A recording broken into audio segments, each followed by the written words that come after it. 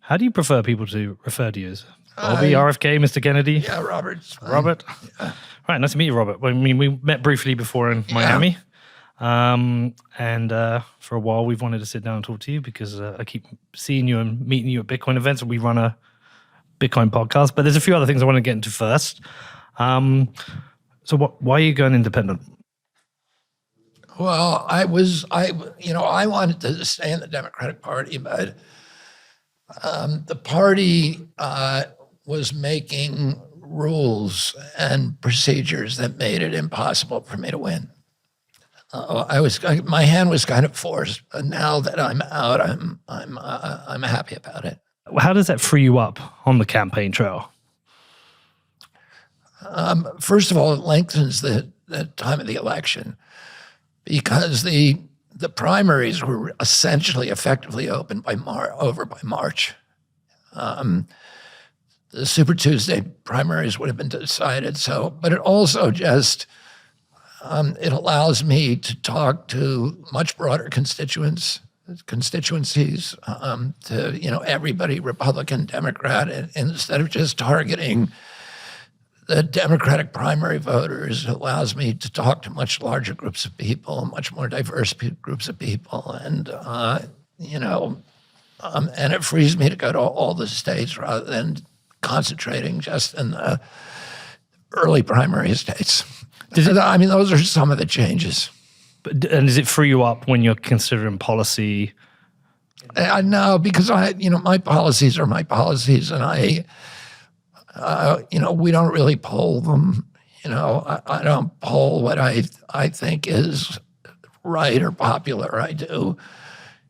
I'm trying to do what's right for the country. So I would say that whoever the audience was. All right, look, I'm obviously a Brit, but I come here a lot. It's about my 100th trip here. I love it over here. I've seen over the last 10 years since I've been coming, gradually the country get more pulled apart. I watched your announcement when you said you're running independent, and you talked about this. So what is it that you can do to unify the country? There's a number of things. One is just being truthful with people. I think part of the polarization is driven by this this pervasive dishonesty from the institutions that used to be very trustworthy. The United States government was, when I grew up, when my uncle was president, I think 85% of Americans said they trusted the United States government. People could not imagine the government would lie to them. In fact, the first time that people realized that the U.S. government officials lied was in May of 1960. My uncle was running, and there was a U-2, which was a spy plane. Nobody knew about it. It was a secret spy plane. It flew so high nobody could see it. And they didn't think it could be shot down, but the Russians had a mole in Langley, and it allowed them to shoot a missile and shoot one down. The pilot, whose name was Gary Francis Powers, was instructed to kill himself. He had an arsenic shot that he was supposed to give himself, but he didn't do it. But the Russians did not reveal that they had captured him, and they accused the United States. They showed the wreckage, this kind of nondescript piece of machinery and engines. And Allen Dulles, the head of the CIA, told Eisenhower to deny the whole thing. And Eisenhower reluctantly did so, and then the Russians produced Gary Francis Powers, and they had to admit that they had lied not only to the Russians, but they had lied to the American people. And that was the first time in American history when Americans went, wow, our government actually lies. They didn't think that, a democracy, you're supposed to do that. And then the Pentagon Papers came out in 71. And then, more and more Americans began realizing, oh, they lie to us all the time. And then, And then, over the next 20 years, they stopped even pretending. So now I think 22% of Americans trust the government. And, those are people who aren't paying attention, because nobody should, because the government lies all the time. But also the big institutions in our country, the media also, now people don't trust them because they also have agendas, which is very, very different than when I was growing up, where there really was, where they tried to stay neutral and tell the truth. One of the issues, my father, ran in a time in '68, a time of similar divisions. At that time, we had our cities burned, over 100 cities burned. When Martin Luther King was killed, we had Black Panthers and the Weatherman movement planting bombs and killing people. We had the U.S. military shooting people on our campuses. Oh, it was similarly polarized, and the government at that time was lying about the Vietnam War. And, my father ran at that time, and he ran with this, this agenda of just telling the truth to people, and it worked. And the day that he died, he won the most rural state in our country, which is North Dakota, and the most urban, California. And he had succeeded in uniting this coalition of blacks and whites, poor blacks, working class whites, and Catholics and Jews and people from all the different walks of life. And he was able to do that. And it was largely by telling the truth. The other thing that I'm doing in this election that I've been doing for the past 6 months, which to me has been extraordinary, is just to try to focus on the values that we have in common rather than the issues that keep us apart. And there's certain very predictable, what we call culture war issues, guns and abortion and, immigration, issues like that. They're all important issues. Or even climate. They're all important issues, but they're issues that are calculated to keep people at each other's throats. And what I do is focus on issues that we all have in common. And I found that that's a much, much larger landscape. And I tell people, you may not agree with me on everything, but I'm going to tell you the truth, and I'm going to listen to you, and I'm not going to disrespect you for disagreeing with me. And, I found out that everybody wants to help our veterans. Everybody wants to make sure that their families are taken care of. Everybody wants America to have the best education system in the country. Everybody wants to end the chronic disease epidemic that is debilitating our children. Everybody wants to end the corrupt merger of state and corporate power that is strip mining the wealth from the American people. Everybody wants to, to wind down and unravel the warfare state and keep America out of wars. Everybody wants to protect the environment. If you talk to them just about climate, you're going to get a fight. But if you say, do you want to cut down the Appalachian Mountains? Right now we're exploding enough ammonia nitrate explosives. It's the equivalent of a Hiroshima bomb once a week to blow the mountains tops off. They've flattened the 500 biggest mountains in Appalachia. And we have flattened an area larger than the state of Delaware. And we've buried 2,200 miles of rivers and streams. These are the landscapes where so much of America, where Davy Crockett and Daniel Boone roam, and NASCAR racing and country music and bluegrass music came out of those landscapes. And so many of our, our military heroes, Sergeant York and others came out of those landscapes. And here we are dismantling it and destroying it, and nobody likes it. When we did the protests in Flint, Michigan, over the toxic water, we had Hell's Angels standing next to urban blacks. And we were at Standing Rock, which we didn't sell to the American public as a climate change. We said it's about protecting a sacred place. The same thing happened. There were Republican businessmen there, American Indians and blacks and everybody, because people can unite about that. If you say it's just about climate change and, you're going to have to make sacrifices because we tell you on this line, because this line on the graph says it's the end of the world at a certain time. Nobody, there's people who will just rebel against that. They don't want to hear it. But if you tell them, we want to protect this sacred place, we want to protect water for Black children in Detroit, nobody's going to disagree with you. Everybody feels passionate about it. And so what I've tried to do is to not sit around bad-mouthing President Trump or President Biden, but just talking to people, in a gentle way about the things they care about, and ask them, what do you care about? What do you love? What do you love? What do you love about this country? And they all say the same things. So that's what I try to focus on. You mentioned the media. How has the media treated you since you've gone independent? Has anything changed? Well, nothing's changed, I would say. You know what? I would say since my poll numbers started rising, I'm getting more I'd say, fair treatment from the mainstream media. And I would say that I went for probably at least half a decade without getting, I don't think I got a single good article or notice, and I'm not complaining. I'm just stating facts. But I had maybe 10,000, news hits during that period.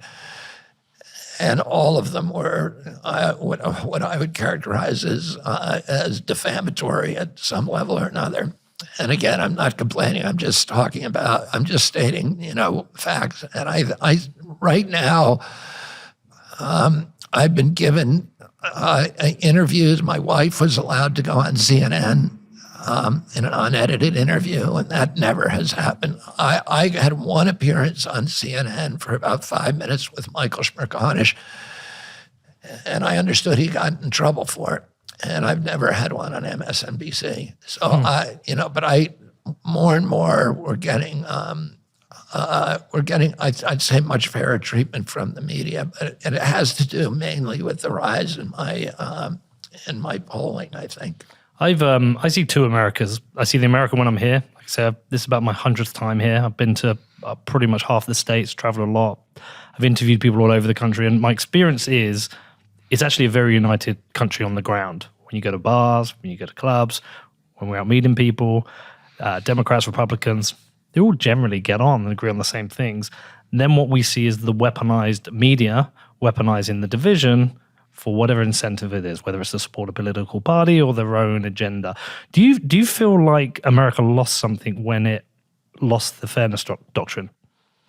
Yeah, I think that was a big part of it. The fairness doctrine was, a doctrine that was enshrined in the Communications Act in 1928, when commercial radio first entered the scene, and there was historically the framers of the Constitution understood that if you controlled the media, that it was critical to have a well-educated public. In fact, there was a debate, early on in our constitutional convention between Hamilton and Adams on the one hand, and Madison and Jefferson. Hamilton and Adams wanted to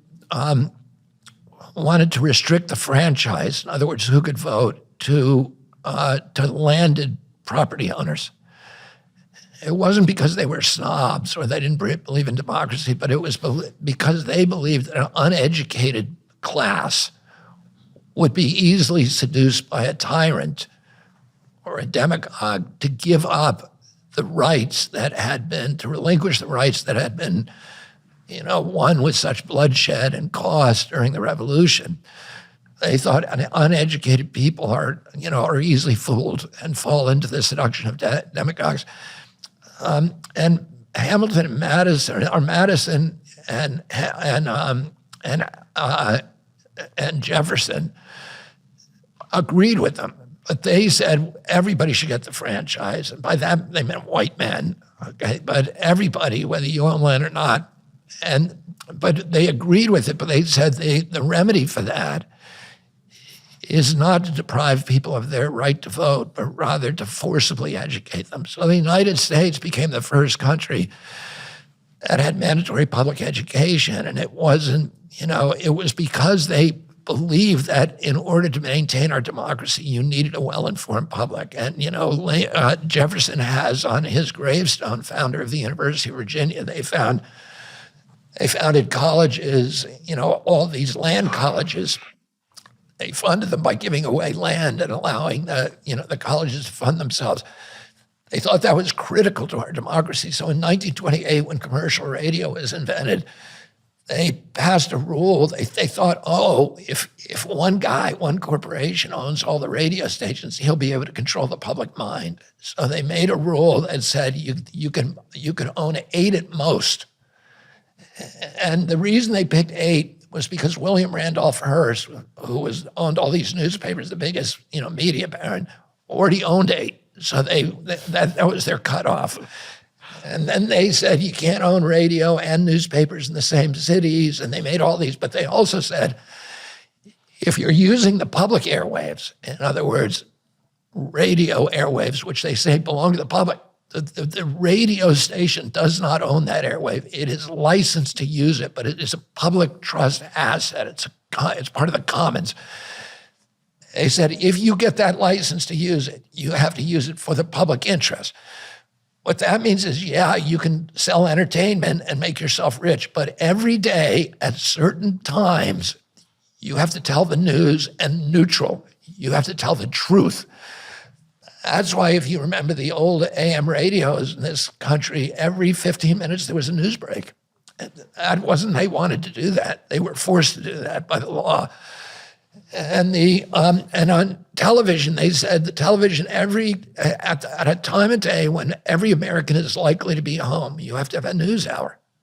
And you have to tell them what's happening, issues, and you can't tell them, a news about, J-Lo and Brad Pitt or Michael Jackson or, Taylor Swift.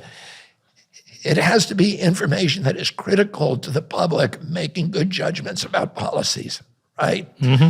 So, that was the law in our country. So when I was a kid, you had people like Walter Cronkite on television, who were the most trusted man in America.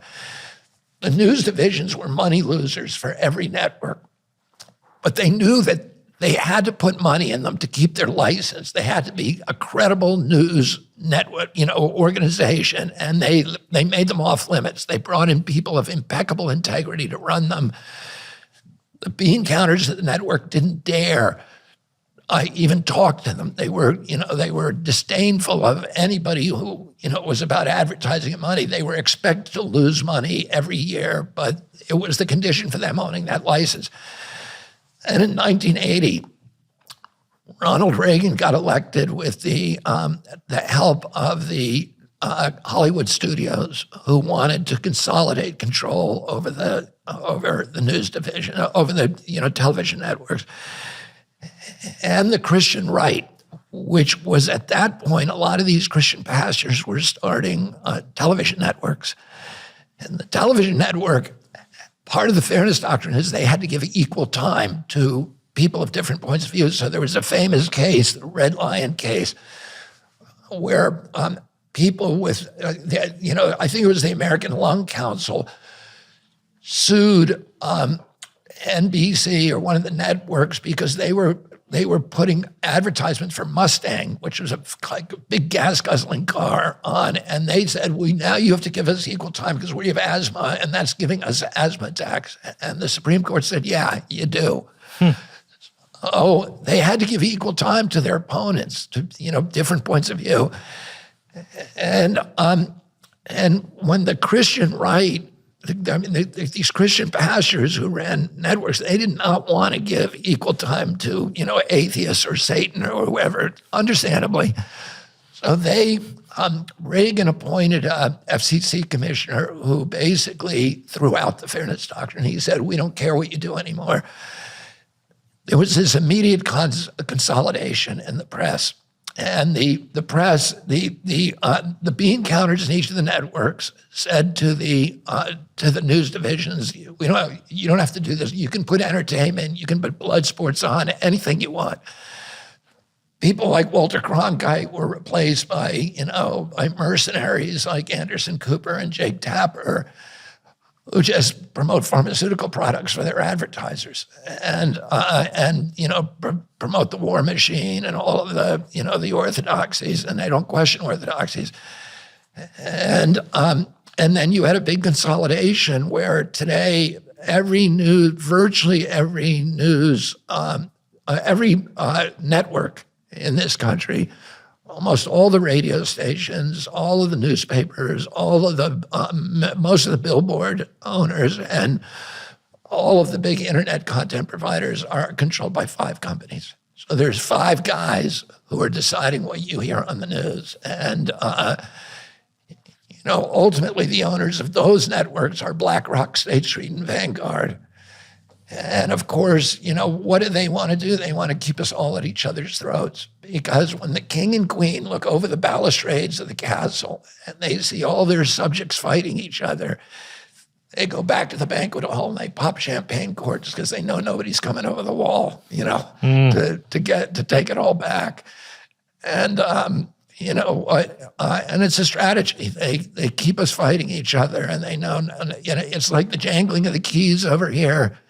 Look at this, everybody, while you're robbing the bank over here. And, Do you think a new fairness doctrine would be good? I think that would be great, but it's a heavy lift. And also, it's a different media environment today because you have cable news, which is not a public airwave. And so it would be very complex about how would you regulate it. But I do think that the networks, ABC, NBC, and CBS, the ones that are actually using the airwaves, that they ought to be, that the fairness doctrine ought to apply to them. Yeah. So you say they're jangling the keys while they rob you here. The people who listen to my show, I mean, it is a Bitcoin show, but it's more than that. It's a money show. It's macroeconomics. It's privacy. These are all the things people care about. One of the hot topics right now is inflation, national debt. We travel a lot with this. We've been to Lebanon, Argentina, Venezuela. We've been to all the places that have experienced very high inflation. Your central bank and your government are doing some of the things that those countries have done. And so whilst inflation's come back down, national debt's increasing, you're facing recessionary pressures. Like, how do you deal with this behemoth of debt that's been created? I mean, you have to cut the debt, which means cutting the military basically in half. We got to cut the military down to $500 billion a year, and then we got to cut our healthcare costs, which is the largest cost, which I'm going to do by ending the chronic disease epidemic. When I was a kid, 6% of medical costs went for chronic disease. Today, 90%, 93% of Medicare is chronic disease. It's $4.3 trillion the total med costs, and almost $4 trillion of that is chronic disease, and we now have this epidemic that, unlike any other country in the world. We had the highest body count during COVID. We had 16% of the world COVID deaths here, and we only have 4.2% of the world's population. And a lot of that was because we have the highest chronic disease burden of any country in the world. CDC said the average person who died from COVID in America had 3.8 chronic diseases. So they had obesity, they had asthma, they had diabetes, and something else. And, and we need to end that to get our medical costs down. We pay more per capita, 2 or 3 or 4 times more than European countries in our country, and we have the worst health outcomes. So I think we're 79th in the world in health outcomes. We're behind Mongolia, Nicaragua, Cuba, Costa Rica, and it's all because of chronic disease. We have smart doctors here. We have great access to medical care. But we have this terrible chronic disease epidemic. We need to get rid of it, and it's debilitating the whole generation of kids. Well, when I was a kid, 1 in 10,000 people in my generation, 69-year-old men, had autism. Today, 1 in 34. Those are kids who, are never going to have a job. They're never going to pay taxes. I'm talking about full-blown autism. They're never going to write a poem. They're never going to play baseball. They're never going to, go out on a date. They're not going to serve in our military. And, and they become this huge economic drag for their families, their careers, et cetera. And that, the cost of autism alone by 2030, according to a recent study by Weiler and Blaxall, is going to be $1 trillion a year just for that. We need to end that, and we can do it, and we can do it very, very quickly.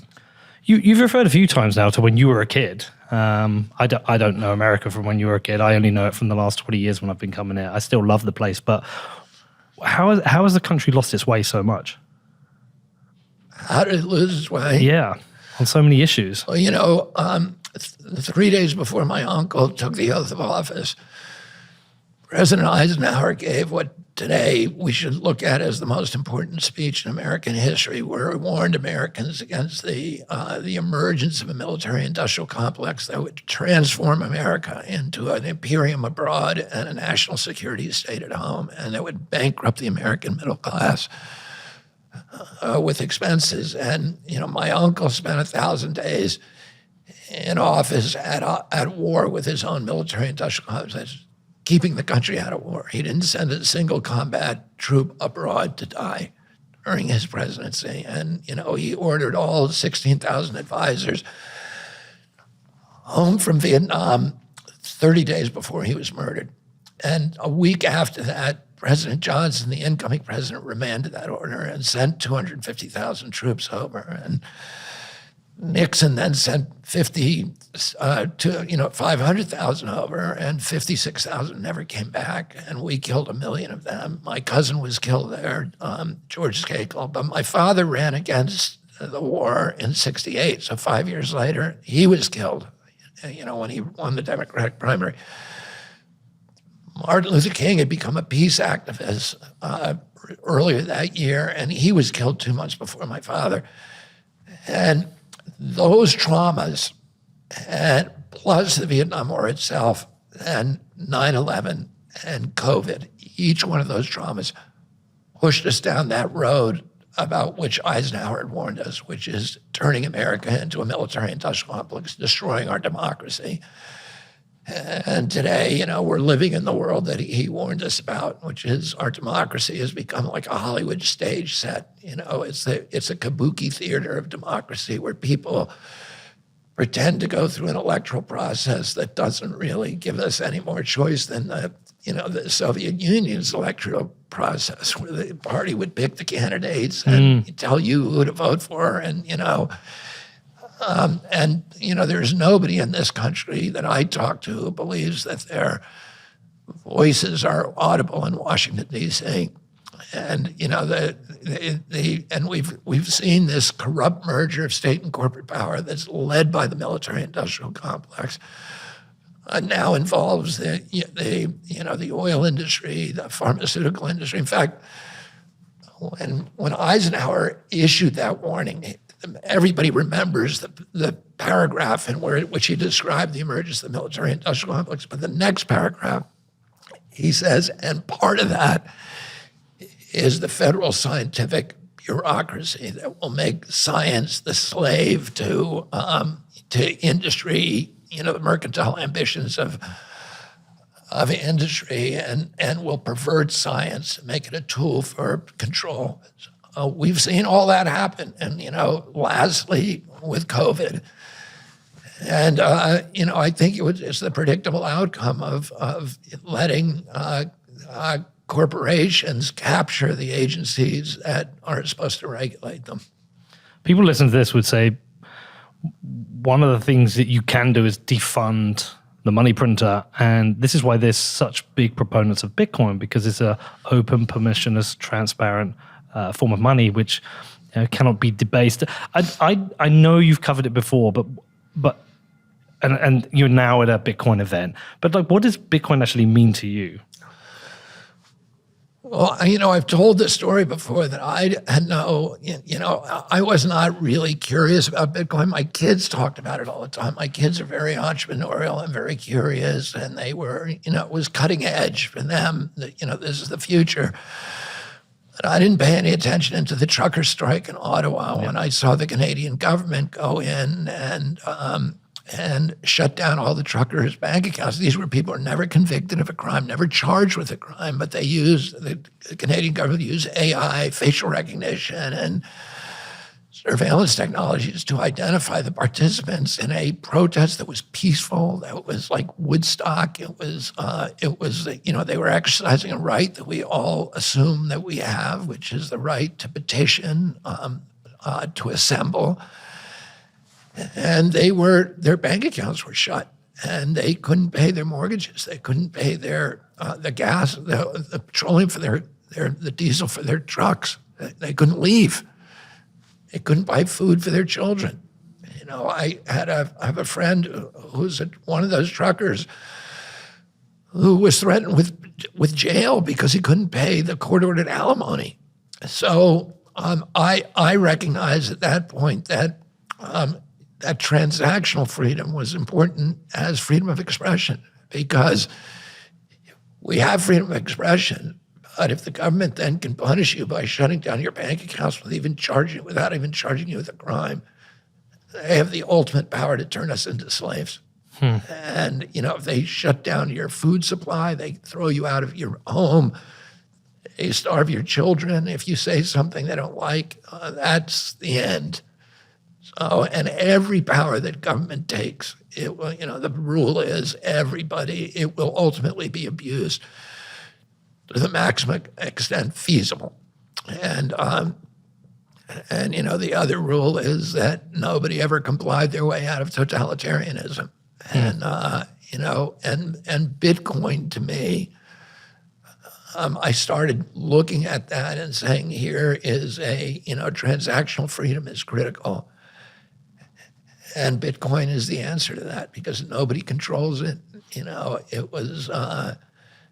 It's this incredibly elegant solution that gives us transactional freedom that allows you and freedom all over the world. You can transact it in places. I have a friend in Gaza who I was trying to send money to recently and can't leave, and is starving. And I was trying to send money and couldn't. There's no PayPal. There's no Venmo there. There's no bank accounts. And, the one way you could do it was through digital currency because you can do it through an app. So policy-wise, you would defend the right to own Bitcoin? They should own it, Self-custody wallets? Self-custody wallets, self-custody nodes, and people, I'm for freedom. So, Bitcoin is for transactional freedom, that's the most elegant solution. All right, a couple more questions before we finish up. Another issue that's really important to the people who listen to this, they'd love to know your opinion on. If you were to become president, there's three specific people that people have an interest in presidents' opinions on and whether they would pardon them. It's Julian Assange, who I've interviewed, his brother, father and wife, Edward Snowden, and someone called Ross Ulbricht. I don't know if you know him. Have you expressed your feelings on what you would do with regards to these? Yeah, I'm going to pardon Assange and Snowden on day one. Mm-hmm. I am going to very carefully look at Ross Ulbricht's case. Okay. And if I determine that Ross Ulbricht was that his sentence, which seemed to be a very punitive sentence, that sentence was not appropriate for the crime that he committed, but was instead a signal to Bitcoin or to cryptocurrencies, then I will pardon him as well, and I will make that determination within weeks of getting elected. Fantastic. Okay, a final question before we go, and I appreciate your time, and I know how busy you are. You've mentioned your both your father and your uncle a few times in this interview. I know it's difficult to answer for people, but I would still be interested. What do you think they would make of America today? And if they were running today, what do you think would be the issues they would focus on? I mean, I think they, I don't like to speak to them because in one way, they belong to the ages now and they belong to the country. So, but, I know, of course I knew both of them well and I, studied their lives and their concerns. And I know that public health, the chronic disease epidemic would be really disturbing to them. I think the warfare state would be, would be very, very disturbing to them. And I think the polarization that's happening in this country would disturb them very deeply. Do you have any thoughts on CBDCs? Is that something you would stop? Listen, CBDC, I'm wary about central bank digital currencies because of, it seems like the first step in taking people's bitcoins, and taking them away and making it so that and taking away your sovereignty over your wallet, your node, et cetera. And it also is, if that's all we got, listen, you can look at another central bank currency that we already have. It's called cash. And cash, when you spend it, is anonymous. Your transactions are private. And the government, doesn't know about it, and that's freedom. You don't want the government to know, when you're buying, let's say do you want the government to know that you bought a beer at 7:00 this morning, right? Or if you bought pornography or if you bought cigarettes or whatever. Or I made a donation to a political candidate. Or you made a donation. That's nobody's business, right? It's not the government's business. And there are people in the government who can use that kind of information against you. And, you can see why central bank digital currencies would be attractive to technocrats and to totalitarians because it gives them perfect knowledge of everything you do. Every transaction you make can be taxed, it can be kept track of, and the banks can make money on the friction from every transaction that you make. So nothing is invisible to them. And that takes away a lot of our freedom. And, ultimately with central bank digital currencies, they can be programmable. So that if your social credit score drops, if you're out during a COVID mandatory mask day and you have your mask hanging below your nose and, a facial recognition system says, hey, he's breaking the rules. He's too close to his girlfriend. He's supposed to be 6 feet. They then deduct points from your social credit score, and when you go below a certain amount, they do what they do in China with programmable currencies, where they make it so that your money won't work anymore. I mean, in China, they don't have credit cards now. They have just, you pay with your face. Yeah, scary.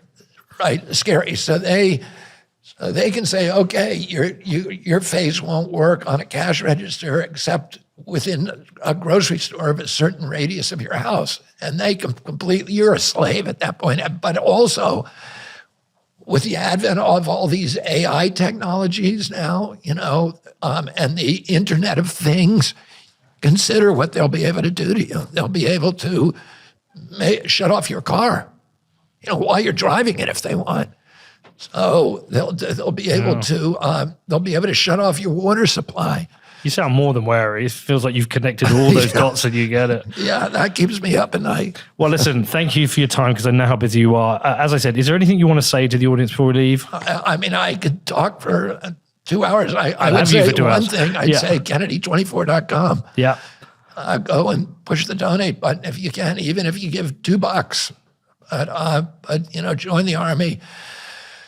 We're doing ballot access now, which I have to go in every state and get on the ballot. If you want to volunteer for the campaign, please contact us because we need as many volunteers to sign up, sign ballot access commission petitions in every state. And we got people out there doing it. So if you want to be part of the solution, contact us. All right. Well, listen, all the best. Thanks for your time. If you ever do have 2 hours, we'll take it. But otherwise, all the best. Thank you very much. Thank you.